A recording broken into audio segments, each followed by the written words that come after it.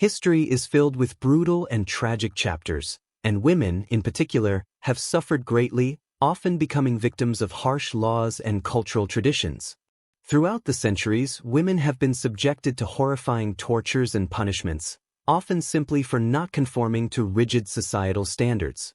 One of the most brutal and humiliating punishments for women in the past was execution by drowning in a sack.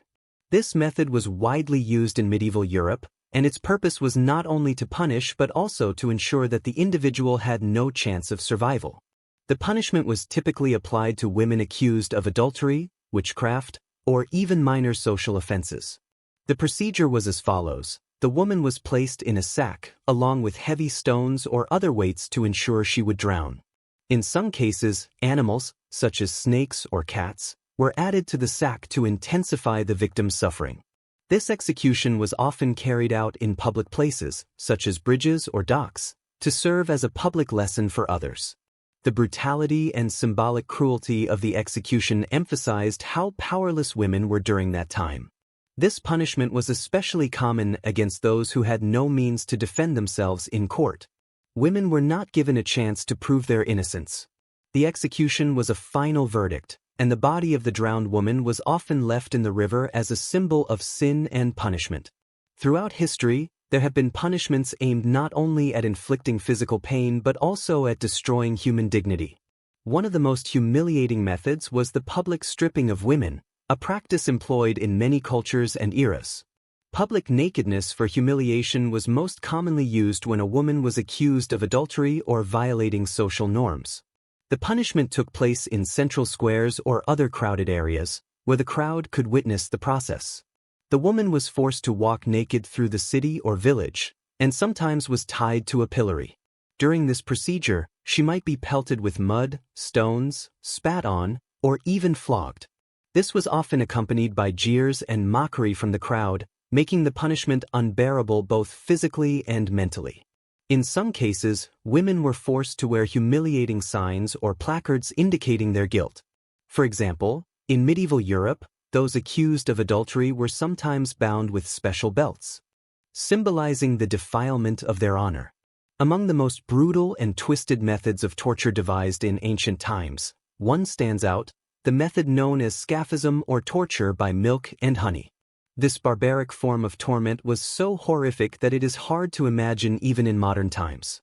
Scaphism was an ancient Persian execution used on enemies of the state or those accused of serious crimes, including treason. However, there are also references to this punishment being applied to women.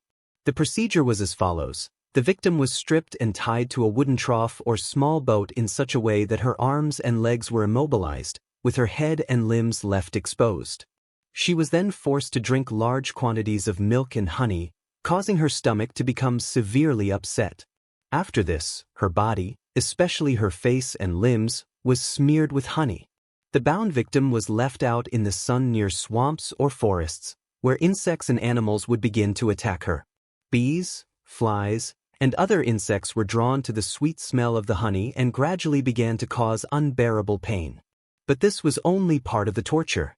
The forced feeding of milk caused extreme gastrointestinal distress, and the excrement left under her body attracted even more insects. The process continued for days and sometimes even weeks.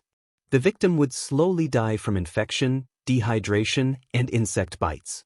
Torture with thorns, also known as thorning, was used throughout various historical periods, from the Middle Ages to the early modern period. This method was particularly common in Europe and was employed not only as a form of punishment but also as a means of obtaining confessions, particularly in the context of the Inquisition.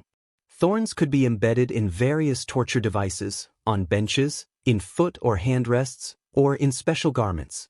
One of the most well-known instruments of torture was the iron bench with spikes, onto which victims were bound.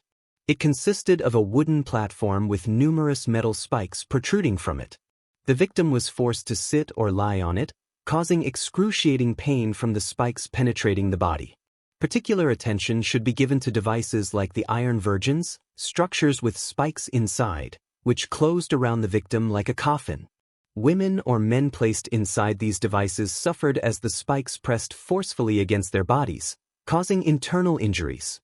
However, death did not come immediately. The torment could continue for hours or even days. The Middle Ages and the Renaissance were times of horrifying persecution, especially towards women accused of witchcraft. One of the most cruel and torturous methods was the use of the so-called witch's bridle. The witch's bridle was specifically designed to punish women accused of witchcraft or heresy. The device consisted of an iron band placed around the victim's head. It was equipped with metal spikes that would pierce the tongue if the woman attempted to speak or cast spells. Court records related to the witch hunts in Europe mention the witch's bridle as one of the popular instruments of torture used to silence women. The torture was employed during Inquisition trials, for example, in England and the Holy Roman Empire during the 16th and 17th centuries.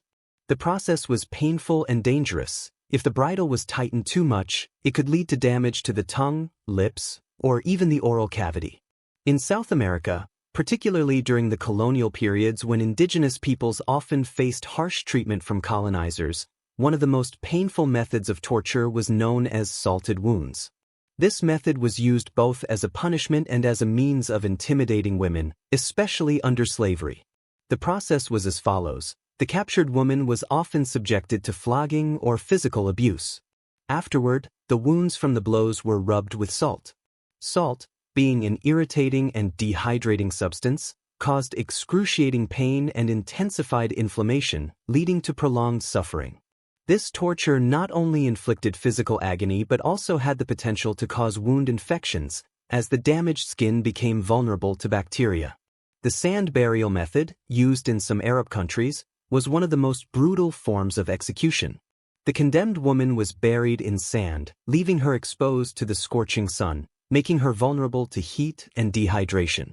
The sand covering her body not only restricted movement but also intensified the heat, turning the ordeal into a prolonged and agonizing death. Some historical sources suggest that this method was employed as a punishment for serious crimes such as adultery or political offenses, though specific historical examples are relatively rare. The woman was buried in such a way that only her head remained visible, rendering her immobile and unable to survive without assistance. The relentless sun burned her skin, and the sand gradually filled her airways, depriving her of oxygen. The process was excruciating and could last from several hours to several days, until the victim succumbed to thirst, suffocation, or heatstroke. Public dragging was a form of torture in which the accused woman was tied to a horse or another animal and dragged across the ground in front of a crowd. This method was used to publicly punish the woman and emphasize her guilt in the eyes of society. Tied to the animal, the woman endured extreme physical suffering as her body was repeatedly slammed against the ground, and her skin and muscles were scraped, sometimes down to the bone. This could lead to bleeding, fractures, and internal injuries. Lynching, or death by 1,000 cuts, was a punishment in which the victim was subjected to numerous cuts before dying. This method of execution was used in ancient China and was particularly common among women accused of conspiring against the emperor or committing treason. Despite its extreme cruelty, it was not rare in the history of ancient China, especially during times when the ruling power demanded absolute obedience. The execution process began with the condemned person being tied to a pillar or placed in another immobile position, after which the executioner would begin making cuts across the body. Initially, these were light, superficial cuts that did not cause immediate death, but with each subsequent strike, the pain grew more intense. Eventually, when the blood loss became too great or the internal organs were damaged, the victim would die.